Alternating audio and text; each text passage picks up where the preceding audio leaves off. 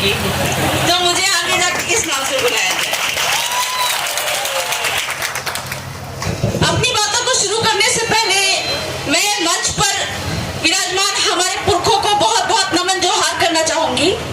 साथ ही साथ हमारे मन्नारे दादा जगदीश, उनको याद करते हुए उनकी कर्म भूमि पे आकर मैं उनके कामों को भी याद करना चाहूंगी, क्योंकि उनके कामों का नतीजा है कि आज आदिवासी समाज में, आदिवासी परिवार में इतनी जागरूकता आई है। और जैसा कि ट्राइबल एम्प्लॉय फेडरेशन के द्वारा जो प्रतिभा सम्मान रखा गया है, इस सम्मान के नाम पर जो हमारे आदिवासी प्रतिभाओं का जो सम्मान हो रहा है, ये सम्मान का थोड़ा बात करते हुए मैं एक बात बताना चाहूंगी कि वर्तमान में मैं LLB की पढ़ाई कर रही हूँ। मेरा बैकग्राउंड जो है, मैं आदिवासियों को कानून संविधान की बातें बताती हूँ, जिसमें आदिवासियों के जल जंगल जमीन की सुरक्षा कैसे हो और आदिवासी मालिक कैसे बने, इसकी बातें बताती हूँ। और इस दौरान पे जब यहाँ पे आके भील प्रदेश में आके मैंने LLB की पढ़ाई जो शुरू की, इसमें ट्राइबल एम्प्लॉय फेडरेशन का बहुत बड़ा हाथ रहा है मेरा फीस देने में। तो कथित तौर पे मैं ये कह सकती हूँ कि ट्राइबल एम्प्लॉय फेडरेशन ने मुझे, ट्राइबल एम्प्लॉय फेडरेशन जो है वो मुझे पढ़ा रहा है। और जब वो मुझे पढ़ा रहा है तो मुझे ऐसा लगता है कि मैं उनके पढ़ाई का जो खर्च है उसको बर्बाद नहीं करूं। ठीक वैसे ही हमारे आदिवासी समुदाय के बीच में जितने भी प्रतिभाएं यहाँ पे बैठी हुई हैं, उनके माँ बाप कहा जाए कि खेती करके, तरह तरह के मजदूर के काम करके हमारे बच्चों को पढ़ाते हैं।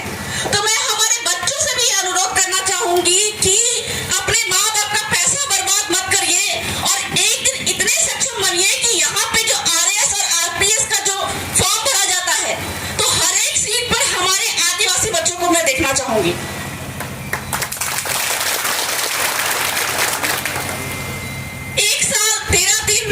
मुझे जेल में भी रहना पड़ा था। क्यों? क्योंकि आदिवासी समुदाय के जल जंगल जमीन और खनिज बचाने के एवज में सरकार को हमसे आपत्ति हो गई थी। हमारे आदिवासी बच्चों को जो स्कूलों में कहा जाए तो भारत का संविधान का क ख ग भी नहीं पढ़ाया जाता है। उस दौरान से जबकि मैं बच्ची थी, मुझे भी भारत का संविधान का क ख ग तक नहीं पढ़ाया गया था। और वर्तमान में मैं इतनी सक्षम हो चुकी हूँ, चूंकि हमारे जो सर पे हाथ रखने वाले जो गुरु थे, वो इतने पढ़े लिखे थे, इतने सक्षम थे, इतने संविधान के जानकार थे, जिन्होंने मुझे वो संवैधानिक ज्ञान ट्रांसफर किया। तो ये जो आदिवासी परिवार का जो प्लेटफॉर्म है, ये मंच है, यहाँ पे भी आके ये जो अभिभावक बनकर जो मेरे साथ में खड़े हैं, हमारे क्रांति भाई आदिवासी दादा, उन्होंने बताया भी कि किस तरह से समुदाय के लिए लड़ते लड़ते उनका एक्सीडेंट भी हो चुका था, क्योंकि वो अपने आदिवासी समुदाय को भी समुदाय के लिए दिन रात करके कहा जाए कि लड़ाइयां लड़ते आ रहे हैं। और उनका जब एक्सीडेंट हुआ तो उस एक्सीडेंट में वो मौत के मुंह से भी बच गए। और हमारे जो जगदीश दादा पांडोर थे, वो इस दुनिया में नहीं रहे। तो ये हमारे जो अगवाजन है, दादा भंवरलाल परमार है या फिर अन्य जो आदिवासी समुदाय के, आदिवासी परिवार के जो अगवाजन है, इनके माध्यम से जो आदिवासी परिवार नाम का प्लेटफॉर्म बनाया गया है। मैं सिर्फ यहाँ के जो नामी अगवाजन की बात नहीं कर रही हूँ, बल्कि ये जो आदिवासी परिवार का जो प्लेटफॉर्म है, इसमें बहुत सारे ऐसे लोग हैं जो कि कहा जाए कि जिनके पास में दो कौड़ी की औकात नहीं है, कहा जाए कि वो मजदूरी करते हैं, खेती करते हैं। ऐसे लोग भी आके यहाँ पे अपना योगदान देते हैं। और उस योगदान का नतीजा है कि ये जो आदिवासी परिवार का मंच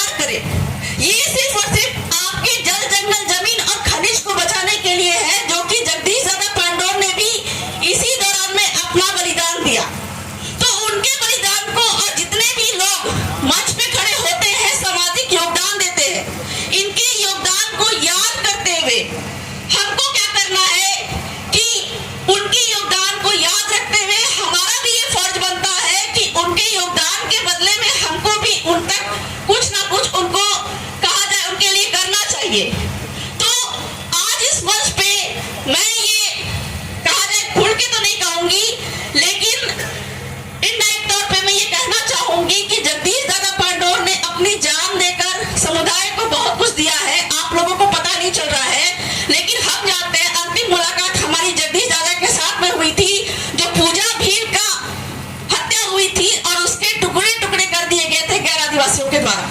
वहां पे मेरी जगदीश दादा पांडोर के साथ में अंतिम मुलाकात थी और उस अंतिम मुलाकात में भी उनके चेहरे पे जो हंसी थी, उनके चेहरे पे जो कहा जाए जो तेज था, वो तेज मुझे आज भी याद है। अपने समुदाय के लिए खड़े रहने का जो उनकी जो इच्छा थी, मेरा भी ये मन होता है कि जैसे जगदीश दादा पांडोर समुदाय के लिए करते करते अपनी जान दे दिए और उनका फोटो यहाँ पे लगता है, मेरा भी मन जाग गया है कि मैं भी समाज के लिए लड़ते लड़ते अपनी जान दे दूं, मेरा भी फोटो यहाँ पे लगेगा। मैं एक साथ 13 दिन जेल में रही, मैं कभी नहीं रोई।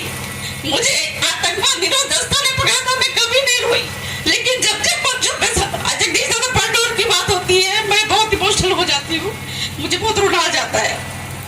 तो मैं ये कहना चाहती हूँ कि समुदाय ने, आदिवासी समुदाय के जो अगवा जन ने आपको जो सामाजिक योगदान दिया है, इसका आप ख्याल रखें और उनके परिवार को भी जितना आपसे मदद हो, जितना जितना चाहे मदद कर सकते हैं उतना जरूर करिए। और साथ ही साथ में, चूंकि ये ट्राइबल एम्प्लॉय फेडरेशन का मंच है, कहीं ना कहीं उनका प्रतिभा सम्मान किया जा रहा है, तो हमारे आदिवासी बच्चों से भी मैं ये कहना चाहूंगी और साथ ही साथ में उनके माता पिताओं से भी ये कहना चाहूंगी कि वैसे लोग और वैसे मंच जहाँ पे आपको जल जंगल जमीन खनिज कैसे बचा जाए इसकी जानकारी दी जाती है, वहां पे आप जरूर आए, अपने बच्चों को भी भेजें, क्योंकि बच्चे जो होते हैं वो समाज का भविष्य निर्धारित करते हैं। आज वो संविधान कानून की बात सीखेंगे कि जल जंगल जमीन खनिज कैसे बचाया जाता है और कैसे सरकार से लड़ा जाता है। तो ये सारी बातें सीख कर वो आने वाले दिन में, क्योंकि हमारे पुरखों ने हमारी जल जंगल जमीन बचाई, हमको मालिक बनाया, जिस मालिक की वजह से, जिस सुप्रीम कोर्ट के जजमेंट की वजह से ये बात होती है कि जमीन के अंदर में जितना भी खनिज है वो सिर्फ और सिर्फ आदिवासी ही निकालेगा। या फिर कहा जाए कि आदिवासी की जमीन गैर आदिवासी नहीं ले सकता, या फिर कहा जाए कि सरकार भी एक व्यक्ति है जो कि आदिवासी की जमीन नहीं ले सकती, या फिर कहा जाए कि जो वन विभाग यहाँ पे बैठा हुआ है उसकी भी एक ही जमीन यहाँ पे नहीं है।